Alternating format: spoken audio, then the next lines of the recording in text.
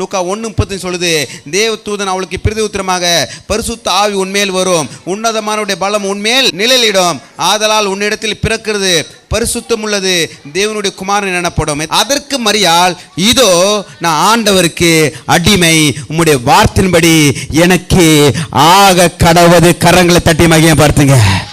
இயற்கைக்கு அப்பாற்பட்ட காரியத்தை சொல்றாரு. கணவனே இல்லாமல் நீ கற்பவதி அவன் என்று சொல்றாரு. இந்த அம்மா பரிசுத்த ஆவியினால் நீ கற்பத்தரிக்கப்படுவ என்று ஆண்டவர் வார்த்தை வரும்பொழுது அந்த அம்மா என்ன சொல்றாங்க? இதோ நான் ஆண்டவருக்கு அடிமை.